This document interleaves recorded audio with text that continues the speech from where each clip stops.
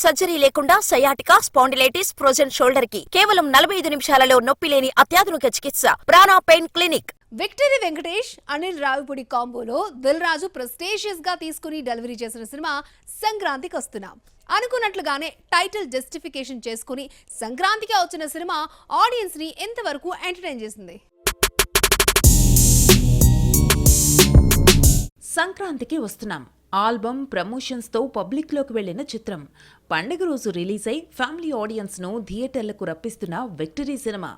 అవును, మార్నింగ్ షోతోనే మంచి హిట్టర్గా నిలిచిన సంక్రాంతికి వస్తున్న పండగకి వచ్చిన పండగ సినిమాగా తొలి ఆటకే ప్రేక్షకులను తన వైపుకు తిప్పుకోగలిగింది.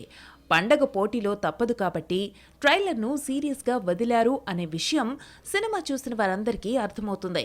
వెంకటేష్, అనిల్ రావిపూడి, దిల్ రాజు కాంబోలో హ్యాట్రిక్ ఫిల్మ్గా వచ్చిన సినిమా ఇదే. సంక్రాంతికి వస్తున్నాం సినిమా ముందు నుంచి అనిల్ రావిపూడి యాంగిల్లో పాజిటివ్ వైబ్స్తో ప్రమోట్ అవుతూనే ఉంది. అనుకున్నట్టుగానే పండగ సినిమాగా దించుతారని ముందు నుంచి వస్తున్న కామెంట్స్ను ఎగ్జాక్ట్గా నిజం చేసి చూపించారు. విక్టరీ వెంకటేష్, మీనాక్షి, ఐశ్వర్య రాజేష్లు ఈ సినిమాలో ఒకరితో ఒకరు పోటీపడి మరీ నటించారు. First scene to last scene వరకు ఆ టెంపో ఎక్కడా తగ్గకుండా సినిమాను ఎలా నిలబెట్టాలో దర్శకుడు అనిల్ రావిపూడి తన వంతు ప్రయత్నం తాను చేసుకుంటూ వచ్చాడు. దర్శకుడిలోని ఈ కాన్ఫిడెంట్ చూసే దిల్ రాజు సినిమాను దించాడనే విషయం అర్థమవుతోంది.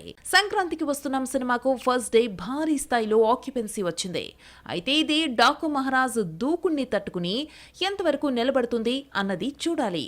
గతేడాది సైంధవ్తో తగిలిన దెబ్బకు విక్టరీ ఈ సినిమాతో సమాధానం చెప్పాడా లేదా అనేది ప్రేక్షకులే చెప్పాలి.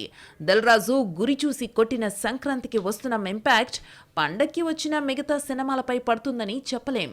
ఫ్యామిలీ ఆడియన్స్ ను తన వైపుకు తిప్పుకుంటున్న పిక్చర్ పండక్కి ఏ స్థాయి హిట్ ని నమోదు చేస్తుందో కూడా తెలీదు.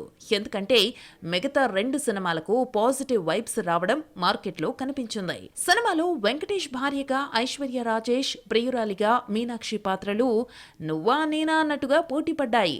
అటు ఆడియన్స్ కు కావలసిన ఎంటర్టైన్మెంట్ ను అందించాయి. బీమ్స్ సుసలయో ఆల్బమ్ సినిమాకు అసెట్. కాకపోతే సెకండ్ హాఫ్ లో బ్లాక్ బస్టర్ సాంగ్ మాత్రమే జనాల్లోకి వెళ్ళింది. సినిమాలో సాయి కుమార్ వాయిస్ ను పేలగా ఉందని యానిమల్ ఫేమ్ ఫెడ్డి తక్కువ చేసి మాట్లాడడం, అతను సెకండ్ హాఫ్ అంతా కనిపించడం ఫన్ జనరేట్ చేసింది. సీఎం పక్కన ఉండే పార్టీ ప్రెసిడెంట్ గా వీటీవీ గణేష్ పాత్ర కూడా సినిమాలో మరింత వినోదం రావడానికి కారణమైంది.